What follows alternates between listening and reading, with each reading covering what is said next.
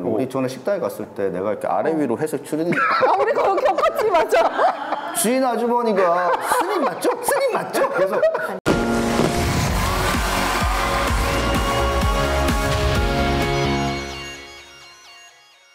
저희 무비건졸 누가 제일 많이 보는지 아세요? 갑자기 퀴즈를? 일가 친척들? 얘가 진짜? 안 봐. 안 봐. 무비건조를 가장 많이 보시는 분들 남녀노소. 참 하나마나한 소리를. 영화계 사람들이 많이 보잖아 우리 영화 프로들, 감독들이 사실. 진짜 많이 봐요. 진짜 많이 보더라고. 정말 요거는 자부심. 지금 보고 계시죠, 감독님? 네. 독립 영화 같은 경우도 저희 채널을 통해서 또 감독님들이 많이 보시고 또 같이 출연해서 언젠가는 작품을 얘기하고 싶다 이런 얘기들도 하시는데 오늘 선정한 작품은 지난번 거를 좀 상기를 해보면서 또 얘기를 나눠보도록 하죠. 네, 그 지원작 3편 중에서 네. 우리가 지난번에 첫 번째 소개 작품이 바로 5번째 흉추. 또 배 작가님이 전화 연결을 해서 네. 반향이 좋았죠. 제가 지금 뭐 녹화를 하고 있는데 5번째 흉추라는 영화가 있거든. 5번째 흉추가 뭐 의학적으로 중요해? 마지막 질문이야. 별로. 알았어. 그 영상은 그것 때문에 산 거예요. 내가 며칠 전에 지브를 했는데 감독님이랑 배우들을 만났어요. 그랬더니 그 다들 이거 봤다며 정형외과 전화 연결 이야기만 하더라고요. 저는. 그러니까. 그래서 그 감독님이 제일 만나고 싶어하는 사람이 누구였는지 알아? 배순탁? 무비건조. 오늘 그러면은 2번째 추천작을 저희가 엄선해서 또 선정해 왔죠? 그렇습니다. 오늘 영화 제목은 절의 고도입니다. 네, 박종환 배우가 연기하는 주인공 윤철인데요. 윤철은 조각가인데 아내와 이혼을 하고 난 다음에 그 지방에서 홀로 살아가고 있습니다. 그리고 요즘 정말 뜨고 있는 배우죠. 이현 배우가 연기하고 있는 이 딸 진아가 있는데 딸 진아가 좀 학교에서 이런저런 좀 문제를 일으키게 됩니다. 하지만 딸이 갑작스런 출가 선언을 하게 됩니다. 머리를 밀고. 그렇죠. 네. 이 윤철이 그 딸과의 관계라던가 그리고 예술가로서의 삶을 포기하고 좀 생계를 유지하는 문제 이런 것들을 긴 시간에 걸쳐서 보여주고 있는 아주 참 저는 굉장히 좋은 드라마였습니다. 어느 해의 바닷가 절벽에 올랐다. 건너편 섬에 대해 이야기했다. 볼 수 있다고 해서 갈 수 있는 것은 아니었고 꼭 가야 하는 것도 아니었고 그 절벽에 같이 올랐다가 다시 내려온 것으로 그날이 기억되었다. 일단 사실 이 작품은 좀 그러니까는 수상 경력이 또 있어요. 부산국제영화제에서 처음 공개가 됐는데 한국영화의 오늘 비전 부문을 수상을 했어요. 그리고 또 한국영화감독조합상, 메가박스상 이렇게 저는 영화제를 통해서 이 영화를 먼저 접하고 이 영화가 가지고 있는 미덕 같은 것들을 미리 발견을 했었죠. 그리고 마침 또 이제 추석이잖아요. 아하. 추석 때 진짜 완전 뭐 대목이죠. 그쵸. 제일 아무래도 기대하는 건 금이집 아닐까요? 금이집? 금이집. 금지훈 감독님의 금이집. 네. 그리고 또 이제 천박사 테마연구소 설경의 비밀 요거는 이제 그 강동원 씨가 오랜만에. 배우 네. 그리고 1947 보스턴 또정우. 그쵸. 네, 하성우 씨 또. 임시완 배우도 나오는 그렇게 많은 작품들이 각축전을 벌이는 가운데 유일하게 개봉하는 굉장히 작은 규모지만 힘을 받을 것 같은 독립영화입니다. 아 좋다. 저 나머지 영화들은 추석 끝나고 다 할 거라고. 그잖아. 아니야 그렇게 말하면 다 잘 돼야지. 지금 한국 영화 파이가 너무 작아져가지고 안 돼. 다 잘 돼야 돼. 이거 진짜 근데 첫 주에 많이 봐주셔야 돼요. 근데 이게 제목이 굉장히 문제적이잖아요. 저는 진짜 이 절의 고도 처음 들었을 때 무슨 말인지 몰랐고 끊어졌다는 뜻의 절, 바다, 해, 고독하다 할 때 고, 그리고 섬, 도. 이렇게 되는 거죠. 네. 이게 이 영어로 옮기면은 론리 아일랜드 인 더 디스턴스야. 그러니까 지금 말한 딱 그대로 멀리 그 있는, 뜻이잖아요. 멀리, 예. 근데 요거 그대로 옮기면은 뭐예요? 인간은 섬이다. 이게 어바웃 더 보이의 정신이잖아, 이게 딱. 그 이화정 기자가 굉장히 의욕이 넘치는 것 같아요. 왜냐하면 이 절의 고도가 이분의 인생을 설명해 주는 거거든요. 론리 아일랜드. 걔밖에 없어. 나도 마찬가지로 고양이밖에 없어 내 삶에. 절의 고도들이 이렇게 있는 거지. 그러니까 인간 섬이지만 우리는 연결되어 있다. 네. 김미영 감독님이 사실 이제 영화를 지금 장편 영화 3번째 만드신 이제 감독님이신데 맞아. 키노에서 그렇죠. 뻔히 기자로 일을 하셨었잖아요. 이게 키노가 뭐냐면 좀 MZ세대 잘 몰라요. 야. 90년대 중반에 거의 한국 최초로 아주 이렇게 그 출간이 됐던 굉장히 진지한 영화 잡지였습니다. 거기서 이제 우리 주성철 기자가 기자로 또 일을 했었거든요. 네, 제가 마지막 기자였죠. 마지막 기자. 김미영 감독님이랑 같이 일을 하셨어요? 김미영 감독님과 같이 일은 못 해봤고요. 지인이죠? 근데 얘기를 굉장히 많이 들었죠. 기자직을 그만두신 이후에 임권택 감독님 영화 연출부로 또 일을 하시다가 이제 감독 데뷔를 하셨는데요. 일어서는 인간, 너는 결코 서둘지 말라. 라고 하는 그 영화들을 만들면서 이 독립영화 진영에서 자신만의 세계를 구축해 왔는데요. 그러다 보니까 이 영화의 그 출가하는 설정 있잖아요. 그러다 보니까 뭔가 그 김미영 감독님의 선배, 멘토라고 할 수 있는 그 임권택 감독님 영화 중에 뭐 아재아재 바라아재라든가 이런 또 연결이. 불교 구도 영화들 있잖아요. 그래서 그런 약간 연결 지점도 좀 생기지 않나? 라는 생각이 들더라고요. 그럴 수 있겠네. 배우들이 좋아요. 이제 네. 지금 독립영화 베테랑이라고 할 수 있는 이제 타인은 지옥이다. 그리고 모범택시 2에 나왔던 박종원 배우가 네. 이 주인공을 연기를 하고요. 그리고 그 소년 심판이랑 길복순이랑 방과 후 전쟁 활동에 나왔던 완전 라이징 스타죠 지금. 지금은 어게 제일 핫하지. 이현 씨가 굉장히 재밌는 캐릭터예요. 머리 파랗게 염색하고 학교 커튼에 막 되게 폭력적인 막 그런 이미지 그리는 정말 말 안 듣고 대바라진 고등학생이었다가 갑자기 머리를 깎고 출가하는 기분이가 아재아재 되어 바라지. 나타나는 그런 캐릭터를 또 연기를 합니다. 근데 일단 삭발인으로서 잘 아시겠지만 삭발 근자의 삭발이 가장 잘 어울렸던 진짜 맞아.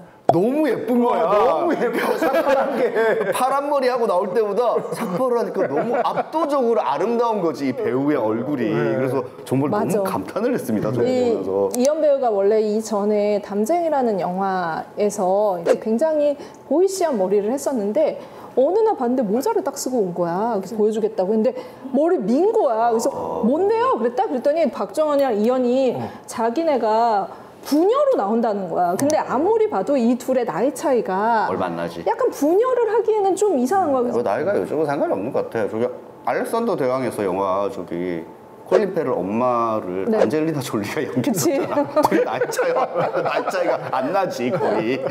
그것도 무비건조에 또 얼마 전에 출연하셨던 제 강기루 배우님도 나오잖아요. 네네. 강기루는 무조건 다 나와. 아 그렇지. 한국 독립영화에 다 나오지. 다 근데 이게 참 영화가 전반부와 후반부로 딱 나뉘잖아요. 그 나뉘는 순간이 주인공이 출가하면서 이제 영화가 딱 이렇게 나눠집니다. 근데 초반부는 제가 보면서 되게 홈상스 영화 같다.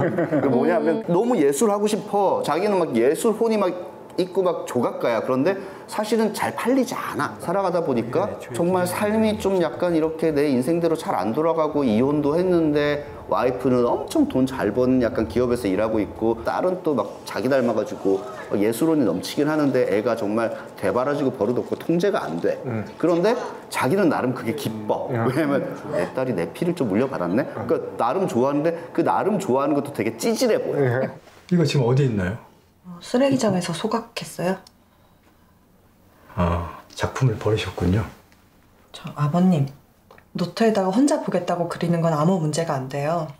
그러면 뭐 그림 내용이 문제라는 건 아니네요. 그러면서 막 술 먹는 장면 이런 것들이 계속 나오잖아요. 그래갖고 40대 남자의 어떤 찌질함을 끝까지 보여주려는 그런 영화인가라고 생각을 했는데 이게 중간에 톤이 딱 바뀌면서 완전히 새로운 챕터로 또 들어섭니다. 네, 들어서는 순간 사실 이제 그 장면이 저는 굉장히 압권이라는 생각이 들었거든요.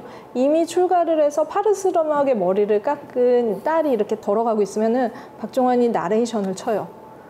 내가 먼저 출가를 했었어야 되는데 하려고 했었는데 약간 이런 느낌으로 그러니까는 자기도 그 예술가로서 살아가면서 한 번쯤 느껴봤을 꿈꿨을 그러나 실행하지 못했던 그 자유로움을 딸이 먼저 이렇게 획득해서 나아가는 걸 보고 자기가 또 한 번 뒤통수를 맞는 그런 느낌을 딱 가지면서 챕터 2로 영화가 딱 가는 거지. 이게 저도 이제 약간 2부처럼 시작될 때 되게 좋았던 게 뭐냐면 사실 이 그 부녀가 그 딸 같은 경우에 아빠를 되게 한심하게 여기기도 하고 또 잘 나가는 엄마에 비해서 되게 좀 찌질하니까 좀 불쌍하게 보기도 하고 그러면서 어쨌든 그때부터 이제 출가를 하면서 관계 설정이 새롭게 되는데 딸 입장에서는 저 사람은 나의 아빠지만 나는 스님이고 저 사람은 그냥 보통의 사람이야 속세인이야 라고 생각하고 그 아버지도 마찬가지로 쟤는 내 딸이지만 이제는 스님이야. 내가 존경해줘야 되라고 하면서 근데 그 타이밍이 다 어긋나요. 그러니까 고사님이 해준 밥 맛있었어요. 아, 그랬어요? 몰랐네. 네, 몰랐어요. 엄마한테도 좀 해주지 그랬어요. 주방에 들어가는 걸 여기서 처음 봤네. 그냥 전자레인지 돌려도 되는데. 타이밍이 어긋나다가 또 마지막에 딸이 이제 예전에 뭐 중국 운남성에 놀러 갔다가 지갑을 잃어버렸다고 하니까 또 갑자기 아니 복대를 차고 다녔어요. 왜 지갑을 잃어버리면 어떡하냐면서 또 그냥 진짜 딸 대하시 하거든요. 제가 작년에 중국으로 배낭여행을 갔었는데요. 중국의 윈난성이라는 곳에서 야간 열차를 탔었어요. 근데 지갑을 놓고 내린 거예요. 그럴 땐 복대를 찼어야죠. 근데 그게 다 어긋나면서 이어져가는 그 흐름이 맞아. 저는 굉장히 재밌더라고요. 그러니까 본인들도 어떻게 보면은 그 자기 각자의 문제들을 다 떠안고 있잖아요. 우리 모두 마찬가지로. 근데 이제 이렇게 만났을 때 그 관계 설정을 계속 끊임없이 세팅을 계속하는 거야, 이 영화는. 맞아요. 그걸 보면서 나는 어떻게 하고 있지를 약간 성찰하게 되는 느낌을 굉장히 많이 받게 되더라고요. 그리고 말씀하신 것처럼 갑작스럽게 출가라는 어떤 이 일이 들어오면서 말투가 바뀌잖아. 존댓말. 그렇죠. 그게 굉장히 좀 묘미로 다가왔던 거. 나는 겪어본 적 있거든. 왜냐면 우리 전에 식당에 갔을 때 내가 이렇게 아래 위로 해서 추리니까 우리 그거 겪었지, 맞아. 주인 아주머니가 스님 맞죠? 스님 맞죠? 그래서 갈비탕 시키지 않았나? 근데 디테일하게 기억하는데 차마 김동원한테 질문을 못 하는 거야. 그래서 내가 화장실 갔나 계산하는데 너무 맛있게 먹고 있으니까. 이렇게 고기를 먹고 있으니까 따라 나와가지고 저 스님 아니세요? 그리고 제가 택시를 자주 타는데 메가박스 코엑스 시사를 하면 봉은사 앞에서 세워달라고. 근데 제가 이렇게 추리닝 많이 있잖아. 그리고 추리닝 입고 수건을 들고 딱 타면 봉은사 이러면 갑자기 너무 이렇게 아이고 네 알겠습니다. 야, 금목걸이한 봉은사 아니고 봉은사 앞에 딱 내린다 봉은사를 안 들어가고 길좀 나와서 간단 말이야. 나는 하고 진짜 정말 많이 받아요. 저는 그런 오해. 아니 근데 이 영화가 아름답더라고. 왜냐하면 최근에 약간 자연주의 영화들이라는 것들이 많이 나오잖아요. 근데 이 영화 같은 경우는 굳이 막 이렇게 아름다운 자연을 잡겠다라기보다는 그냥 굉장히 한국의 산세 같은 것들을 잡는데 그 방식이 이 절의 고도라는 제목에 굉장히 걸맞게 카메라가 굉장히 조용하게 이렇게 한 번씩 이렇게 비추고 특히나 이제 그 둘이 이제 산싹으로 길을 딱딱 이렇게 걸어가는데 이제 카메라가 이렇게 샥 빠지면서 이렇게 원거리로 이렇게 보여주는 그런 샷들이 꽤 많이 들어가는데 보면서 초반에는 제가 그랬잖아요. 무슨 홍상수 영화야? 뭐 이러고 보다가 후반부에 가서는 나도 모르게 약간 마음이 좀 정화되는 느낌 같은 거라고 해야 되나? 그런 느낌을 받았어요. 되게 많이 받았어. 사실 누구나 한 번쯤은 벼랑 끝에 서 있거나 거기서 누군가 손을 잡아주지 않으면 정말 떨어지는 극단적인 상황까지 가게 되는데 이 영화는 정말 그 절벽의 끝까지 가장자리에 다다랐을 때 그럼 우리가 어떤 방식으로 손을 내밀거나 길을 찾아가야 되는지에 대해서 길을 돌릴 수 있는지에 대해서 얘기해주는 영화여서 가을에 보기에는 정말 더없이 좋은 영화라는 생각이 드는데 센 어떤 지금 마케팅을 이 영화가 하고 있어요. 그게 뭐냐면 보통 이제 그 영화를 보게 되면은 다양한 이제 굿즈들을 만들잖아요. 이 영화 되게 특이하게 시집을 출간을 해요. 시집이 굿즈라고요? 네. 절의 고도라는 시집을 출간하는데 시가 요즘 되게 핫하잖아. 되게 핫한 사람들은 시집을 보는데 오은, 유진목, 이혜미, 고명재, 안희연, 안미옥 같은 시인들이 참여를 해서 절의 고도를 보고 난 다음에 느낀 바를 시로 한 편 만들고 그리고 에세이로 씁니다. 그래서 ISBN이 붙은 정식 출간물로 만들어서 이 판매도 하는데 첫 주에 이제 그 처음 영화를 보시는 분들한테는 이걸 그냥 드린대요. 이거 최고의 굿즈네. 그냥 막 시집을 굿즈로 내니까 너무 좋은 그래서 아이디어다. 그것도 첫 주에 보시고 처음 보시면서 좀 이렇게 챙겨가시고 이 영화에 좀 약간 그냥 영화 안에 머무르지 않고 널리 퍼질 수 있는 그런 부분들을 다 흡수해 가셨으면 좋겠어요. 저거 아이디어 낸 사람 영화 잘 되면 저거 보너스 줘야 돼.